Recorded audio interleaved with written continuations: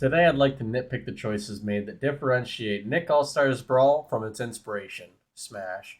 And in doing so, I'd like to shed light on how the game plays differently, how I think the metagame will develop, and the future I'd like to see for the game. Now let's start by looking at major mechanics that work differently in Nick All-Stars Brawl.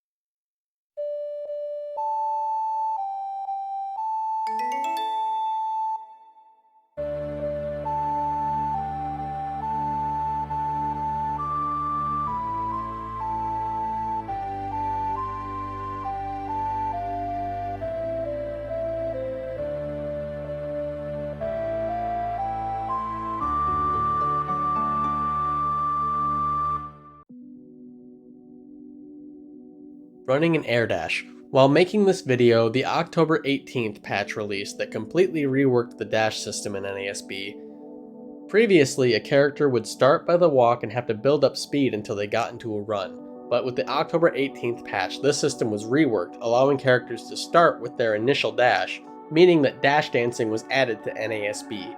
This change really opens up the movement system in the game and dramatically allows players more movement options to deal with their opponents. I think that this game feels significantly better with this option, and I think it'll really prevent people from growing tired of using air dash as their only form of burst movement. Shield is infinite duration in NASB and cannot be poked. There is also no roll or spot dodge. I think these changes will have significant implications, but the shield pushback received on attacks does reinforce stage position as a concept, where getting cornered and blocking pressure strings can still lead you into a disadvantageous state. As far as shield pressure and holding shields goes, the threaded grab is less escapable without the option to roll or spot dodge away, but with generally low shield stun, a fast shield dropping time, and large and fast escape options that can combo, I think the game could also become quite grounded and turtly. Air smashes and air grabs. Air variants of smash attacks are used to take stocks with combos or jump reads. They're often strong, if not stronger than their grounded variants. With the effective ladder combos in the games, oftentimes characters can kill off the top at fairly early percents. Prior to the DI buff, it wouldn't be uncommon for a cat dog up smash to kill you around 40. I really like the addition of air smashes as long as that doesn't happen to me.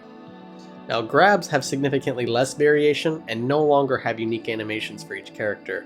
Instead, each character can now air grab, and all characters have cargo throw properties, meaning they can walk around with characters and jump before throwing them. While mashing seems quite effective to escape grabs at lower percent, at mid and high percents, you can often set up an edge guard, and at very high percents you can even kill by just walking off the stage and throwing people downward, right into the blast zone. I think the air grabs is a really satisfying addition, but cargo throws are quite powerful being a universal mechanic, and I find that people will probably find very powerful ways to convert off grabs, and that could make grabs over-centralizing. Now, early on grabs look really strong, especially with characters like Ren and Stimpy and Lucy Loud, who have some of these low percent setups. Another thing to note is that Lucy Loud has a bug right now where her cargo speed is not restricted, allowing her to do hilarious things like this. Anti-projectile play.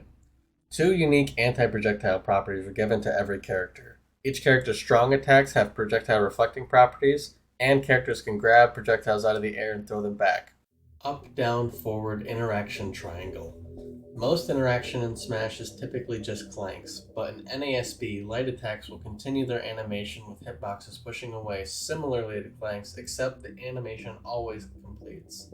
Smash attacks have unique rock, paper, scissors properties against each other, leading to various stuns, with them working like up beating down, causing a spin out, mid beating up, causing a turnaround, and down beating mid, causing a stagger. I think this small change to move interaction will create some unique moments for highlights, but I'm unsure how much impact it will have on the meta, but it may introduce some defensive counterplay if someone goes for a jump read that could lead to some reversals. It adds some depth, but I'm not really sure if this will be an important change. So far we've covered large-scale changes that will obviously impact the development of the game for years, but these are also massive departures from Smash that make us think about the game entirely differently. I'd like to look at some niche changes to interactions that will directly impact moment-to-moment gameplay in a predictable way. Ledge mechanics. They are both lenient and strict at the same time. And while this may be a contradiction, so is this ledge, and let me explain why. The grab boxes on most characters are fairly generous, and so are up Bs. And missing the ledge is quite hard to do, since sometimes you snap to it a bit by accident, or you can even get knocked back into it. But invincibility has strict rules, so you only receive invincibility when an opponent knocks you back into the air. Also, if you choose to drop to the ledge, or drop from ledge, you will lose invincibility instantly. So there's no ledge dashes, meaning that the ledge kind of acts like a trap to escape from the way it does in Smash 4 and Ultimate. This directly ties into the spawn system change. In NASB, the Angel platform is more of an Angel drop-off point that gives you significantly less invincibility than Melee, and if you ever attack, you instantly lose it. Junebug covers this next concept extensively in this video called The Hidden Comeback Mechanic in Smash Bros. The Angel mechanic acts like a comeback mechanic in its Smash implementation, tending to allow a player who's lost a stock to force an interaction, and in the best case scenario, take a stock, just for being invincible. This change effectively guts that advantage, which I'm sure the competitive scene will likely appreciate given time. No access to CC or ASDI down. The newer games in the Smash series left this mechanic behind, but I think it's a bit of a mistake, and here's why. CC and ASDI down act as a way to mitigate weak moves with a wide sweeping range from dominating neutral. Since these moves are often safe on shield and very difficult to whiff punish, a way to reversal these options would be very significant. I think multiple systems for dealing with threats is a good way to keep gameplay fresh, as it enables a way for players to mix each other up regularly, rather than knowledge check if they know the one option that they have. Powerful, fast downlights across the whole cast. I think that this will have a massive impact on edge guarding, as downlights often spike, combo into themselves, and have very little end lag in startup. I think that the single most character invalidating aspect of this game will be the worst recoveries will simply just get dumpstered by all the universal spikes in the game. Recoveries against this move is often an unfair babysitting game where one character just gets to hover and go way deep waiting for an opponent to exhaust their recovery tools, simply to just dunk them into the blast zone. I think these moves are going to be completely meta warping. Throws do not reset resources. In Melee, when you get grabbed by an opponent, it resets your resources as though you had touched the ground. In NASB, you lose both your jump and air dash until you truly hit the ground or touch ledge again. This could open the door to flowchart edgeguards and make grabbing significantly stronger for resetting edgeguard situations. Changes that feel like they need quick mentions. Some moves are gone. There's no longer a bair, forward air, or F-tilt air turnaround. You can turn around at any point midair, straight. You can hold a button to not turn around, midair or on the ground. Character collisions. It's kind of like Ultimate, but there's pushback if you run at them.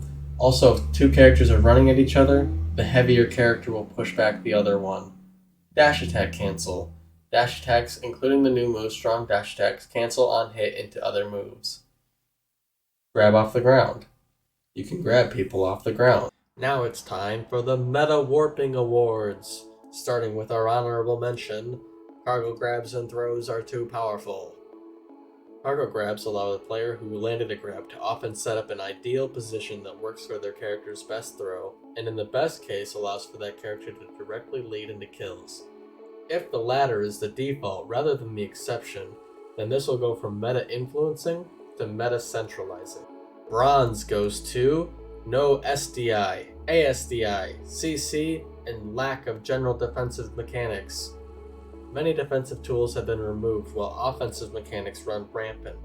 This is a bad sign for any projectile-based character, but zoning moves in this game don't reset neutral, instead clearly winning it, leading to serious punishment. Being on the receiving end of this punishment can feel pretty brutal, to the point that it feels like some changes to defensive capabilities are quite necessary for the long-term health of the game. Silver medal goes to Wectoring. I think this might be the most impactful, unintentional interaction in the entire game. With what I assume to be an oversight, it's possible to live to very high percentages by using the air dash to cancel all knockback except the initial strength of a move. This survival technique will vastly change how the Deficit League game plays out, with many strong attacks no longer killing at even practical percentages. So many characters that don't have reliable off-the-top combos will no longer be able to kill without edgeguarding. I don't think I would be opposed to a similar mechanic, since it rewards keeping a movement resource for a defensive purpose, but at its current effectiveness, it's simply way too powerful and game warping. But I think it could be a good addition if it's properly balanced. Gold medal goes to over-centralizing moves. Powerful universal tools that become spammable. When a move simply does everything better than any regular follow-up and outperforms other moves for their intended functions, I think game design has failed, and this is the case for many moves. Downlights are universally quite offensive for how effectively they take stocks due to their crazy properties. Turns out a weaker Falco Dare with little end lag is very powerful. Other moves have also some insane hitboxes, base knockback, and unintuitive properties. These designs for attacks are so powerful that Wectoring oftentimes doesn't even help you live the setups that these allow, which is definitely going to affect character viability. I think this section is one of the easiest for the devs to adjust, since it involves changing content that already exists in the game, instead of adding content. In summary, Nick All-Stars is a promising platform fighter with an interesting take on Melee's rules, with some unique decisions. I imagine the game will shape something like this if it's left unchanged. A fast, pokey, and footsie neutral game that tends to stay close to the ground. Upon a hit, there will be extensive punishments, where about after 2 to 3 neutral wins, a player will generally take a stock. Edgeguarding will usually be an offstage babysitting style, with more often than not it being successful due to the low end lag of downlights and their easy combo ability. Characters without large neutral swinging tools and poor upwards kill options will tend to be worse. Another significant viability factor is going to be a character's recovery tools and mix-ups, as well as their up air. Any possible way to get around downlights is going to be important. Most stocks will be taken by ladder combos or through downlight strings off stage. Otherwise, they'll tend to live to high percents thanks to Wectoring and either get ledge trapped or cargo thrown in the end. Of course, this is all just speculation, and the game will probably not stay this way for so long, but I think it's very important to think about this thing from a community standpoint, as it's helpful for the devs to think about this perspective and about the future of the game. I think that constructive feedback is very important right now, and the changes at the dev will not only make changes to the game themselves, but they will also impact the community, its appeal, and its longevity. I hope they are open to changes based on community feedback, and more so, I hope to see some of my favorite Nick characters in the future. I've really enjoyed my time with the game so far, and I think it shows a lot of potential, and the devs show a lot of promise, as they've already patched out several infinite climbs and Sandy's infinite jab. Hope you guys see this at Game Mill Entertainment. Alright, so that's the end of the video. I was originally going to add something like a wish list for what I would want them to change about the game, but I think that can kind of be interpreted by how I wrote the script. So instead I'll just drop a quick tier list. Anyways, thanks so much for watching. Please, I'd love to comment any sort of feedback or start a discussion on what if you think about the video, or what you think about Nick All-Stars, or any future video topics. I really appreciate all the support, and have a good one.